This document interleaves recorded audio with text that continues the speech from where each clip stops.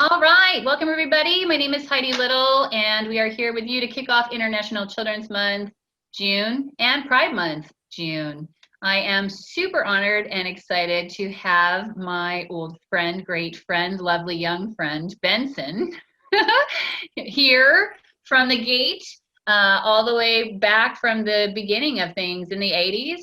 And he's going to share some ways forward that could potentially work for people. And Asterin is on our social media team for International Children's Month. And so these guys are going to have a conversation, and I'm going to hold space for y'all. So welcome, Benson. Welcome, Asterin, and have Thank a you, lovely Heidi. conversation. Yay.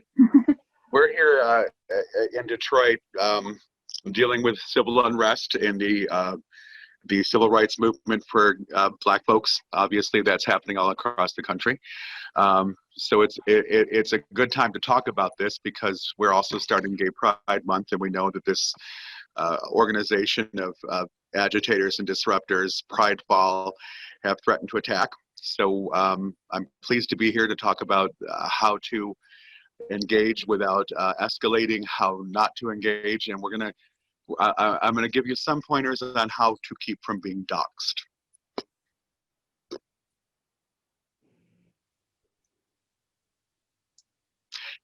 Astrid, go for it. So obviously there is a threat posed towards the LGBT community through the virtual Pride events, and also just popular creators throughout all of social media and across all platforms. And there have been confirmations that this should be taken seriously, even though some things might not come to fruition. There's never a time that you can necessarily be overly cautious when it comes to things like being doxxed or the potential of being outed or things like that, or other things that could potentially happen throughout this process. So we're just gonna kind of talk through that kind of stuff and make sure that we can continue throughout Pride and throughout International Children's Month to keep everybody safe and make sure everybody keeps going there. Good. So I'm going to start by talking about how to avoid getting doxxed. Now, of course, the best way to avoid getting doxxed is to avoid the situation altogether. However, I understand that there are some really brave young men and women who understand that they could be outed. Maybe I'm going to address that first. If you believe that you are prepared to be outed, I want you to have an outed plan. I want you to have a plan for what you'll do if your family and friends don't respond well. That plan should include a shelter or a place of shelter or a home of a friend that you can go to. You should probably have some on-hand cash in case you need to eat, get a hotel. Very hard at your age, but that can be done. Put that plan in place. Put that plan in place if you're ready to be outed. The first thing I'm going to tell you about doxing is that using a virtual private network, a VPN, is something that you'll hear a lot about. It's really good protection for exposing your IP address and your physical address. And so what it is it encrypts everything that you're putting out into the online platform. So if you're able to sign into whatever platform you're using through a VPN, really you just sign into the VPN, and the VPN then opens up a window that's any other laptop window or a tablet window or your phone window. You also need to go through and groom and trim the amount of personal information you have online.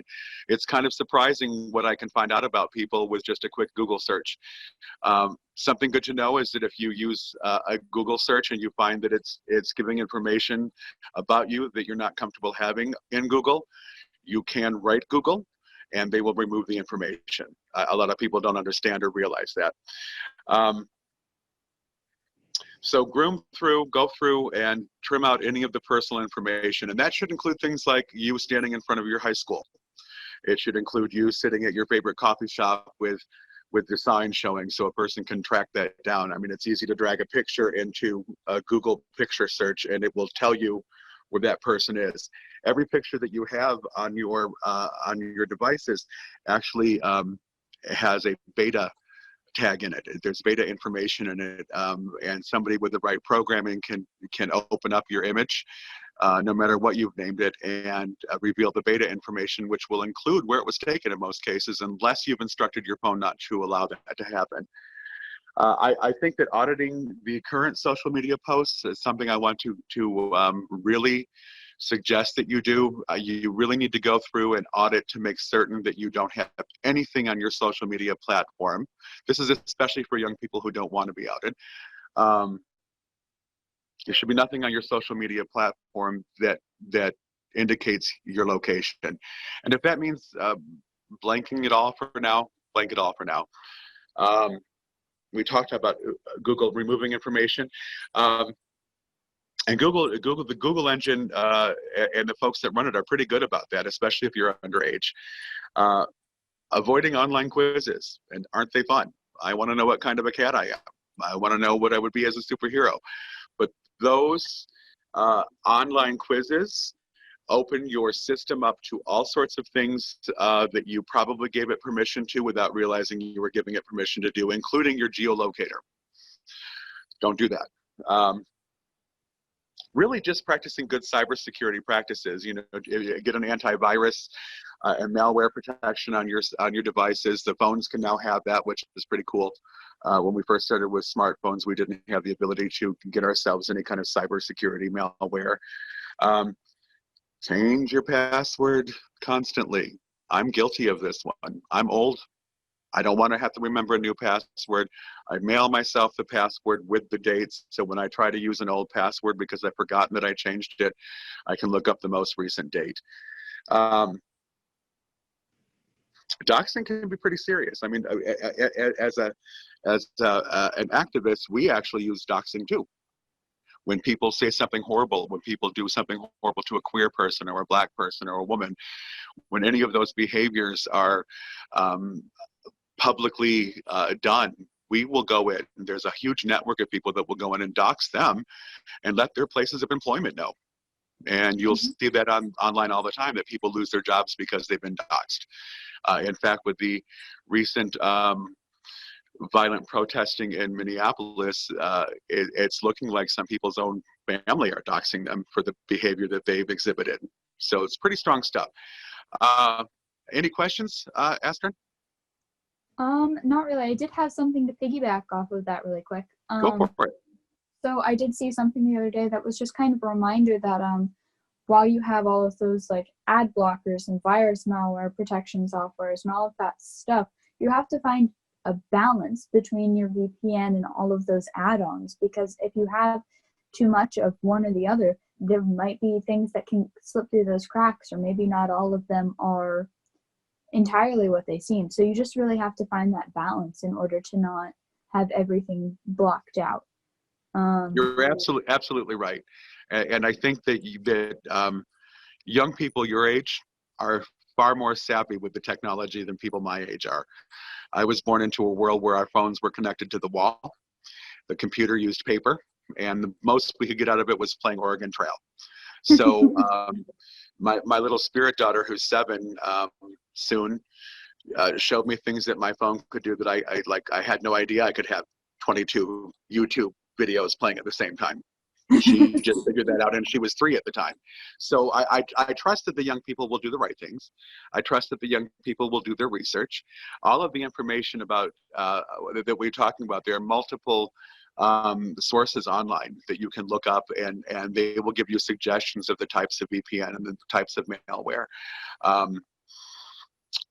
So yeah, good suggestion, ma'am. One other thing is, if you do receive something through your direct messages from somebody that you don't know, don't open the messages, even if it is a friend's account. I recently had a friend's account that was hacked, and it was one of those, don't be too mad, I didn't do it, here's this link that has whatever you're on, supposedly. Don't click the link.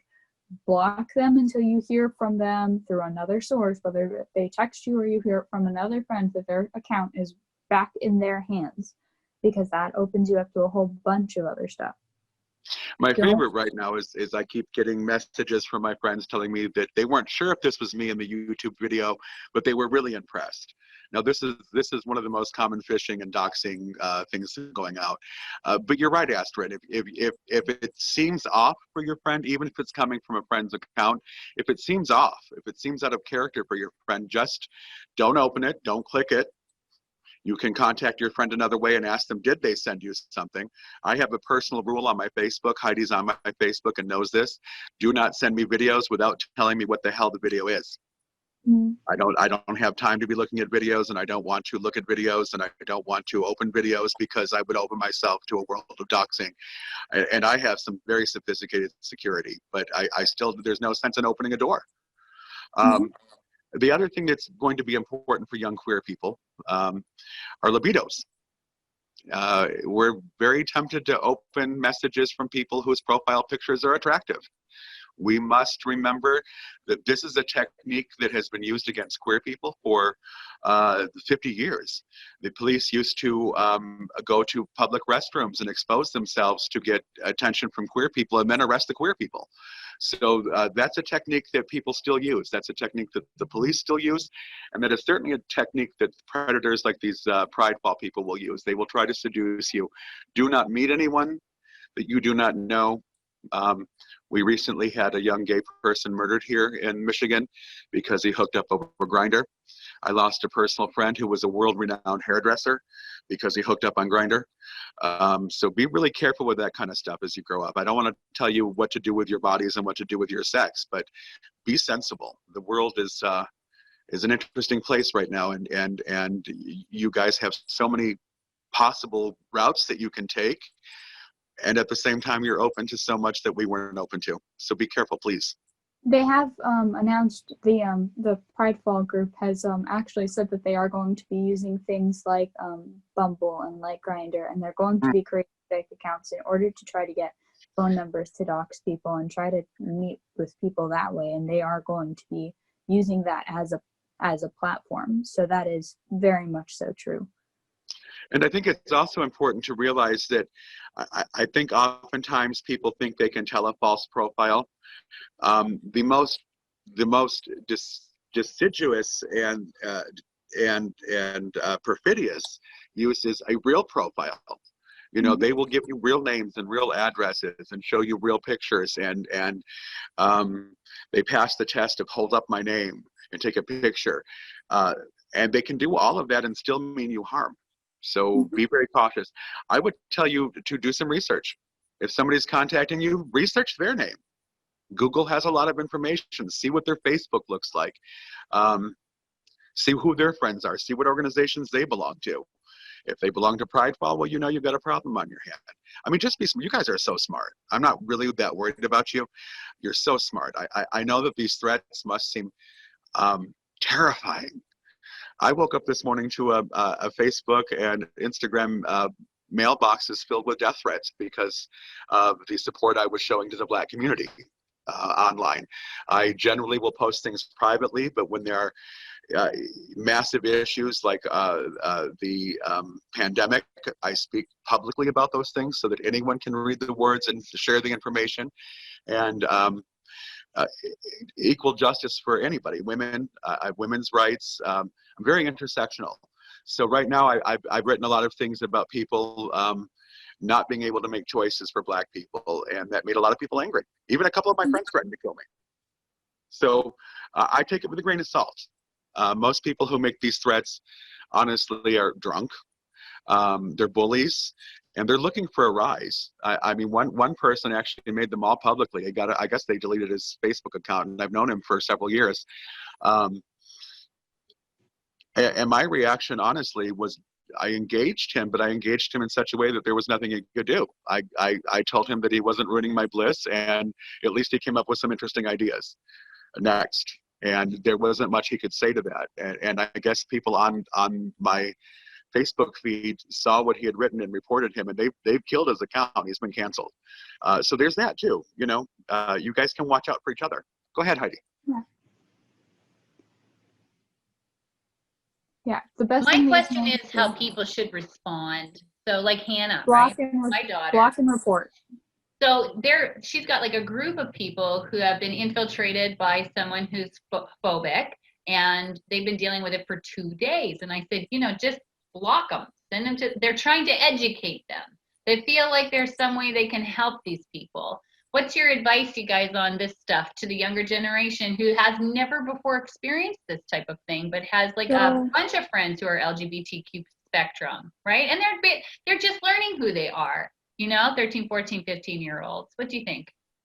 So I was that person that would try to educate people, and I was for a very long time. And I would put a time limit on every person, and if they were just stubborn and they were just trying to kill my vibes and all that stuff, I would say, okay, I appreciate our conversation. I'm glad that we did this in a semi-respectful manner to the best of your abilities. If you do wish to continue these conversations, please come back to me at a later time with a more open mind, or do some of your own research. And we can talk again in the future, but I'm going to take a step back because this is who I am. And if you don't support that, then we don't have a place to be friends right now. But on the other side, if they are truly being negative or homophobic in a very straightforward way, I do not see a problem with blocking them and reporting them. That's my take. Astrid, when I came out the first time when I was 16. That didn't go so well. I was outed. I was outed by the local police because I had been raped by several men in a bathroom. And I was in the bathroom because I was cruising for sex. So not the best situation to come out. I eventually told my parents that I was confused and went back in the closet and came out again in 1982. Very different world that I came out into. My first gay pride parade was in 1983. We marched 7 miles down Woodward Avenue, which is one of our main roads in Detroit. It's one of the main spokes. And we had to have had 1,000 police officers, state police, sheriffs, local police, police from other cities, all of them standing on the parade route with rifles because of the death threats that we were getting for holding Detroit's first pride parade. And yet we still marched. I think that I would avoid the word salads. I think I would avoid the urge to get people told. I remember being young, and I remember people would say shit to me and I would just go back off on them. Excuse my language. But people do spew. Here's the difference between me, though, and a lot of you young people. I'm 6'4". When I was 16, 17, I was 6'4", and I weighed 240 pounds, and I was built like a linebacker, and I had no problem punching somebody. I grew up in Detroit. It's a very rough town to grow up in. I'm 5'3" from an art school, 120. Yeah, see, we want to out engaging. Honestly, the best way to keep from engaging with these people is to not engage with these people. Heidi, to directly answer your question, we have to overcome our own egos to keep from thinking that we're going to change anybody. Every human comes to their own truth in their own time, and sadly, some humans are truth resistant and will never change. And that's a fear-based response. It doesn't make them bad people. It doesn't make them horrible people. It doesn't even make them enemies. What it makes them is just uneducated people who are fearful of us.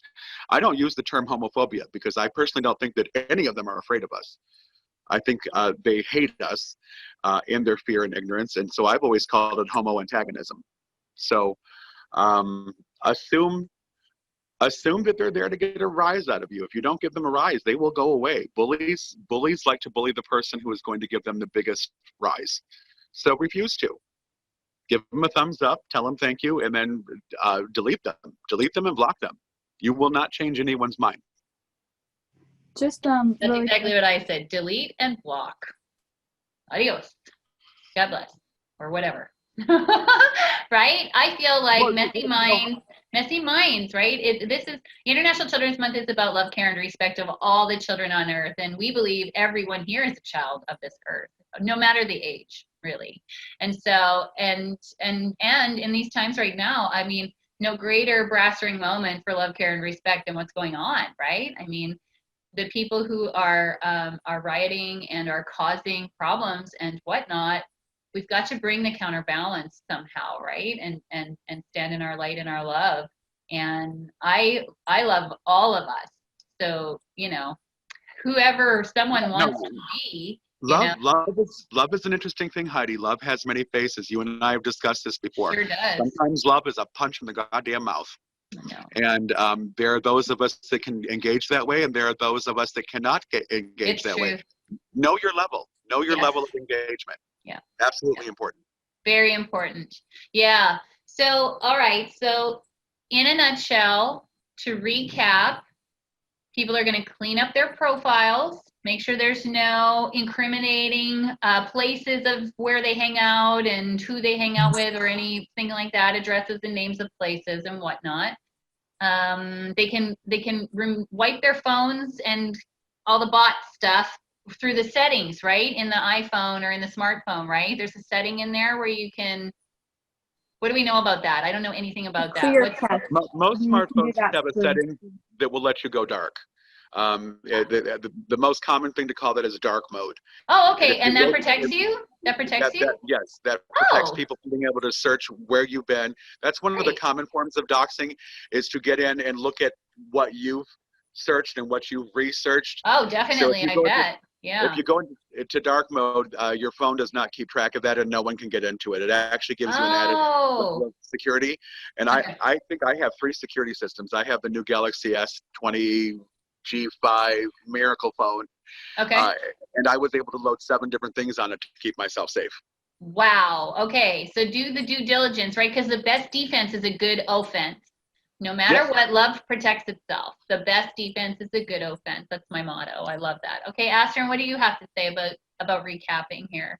So I would really quickly like to read the statement that the runners of Virtual Pride made on Instagram, because a lot of people have heard about Pridefall, but they might not necessarily be following the Instagram platform side of it. In regards to Pridefall, we are aware of the situation and are taking necessary precautions in preparing for it. This is something threatened every year, so be aware but do not be afraid. Do not refrain from celebrating and loving yourself.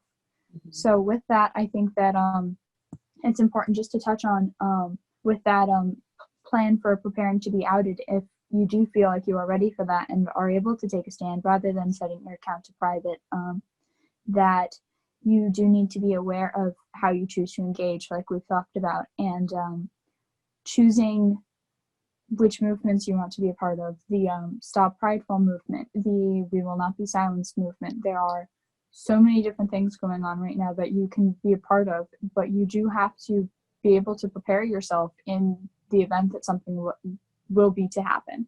And it's just something that is very prevalent and something that you do need to prepare yourself in every imaginable way across the entire board, because there are ways that you can see every account connected with somebody.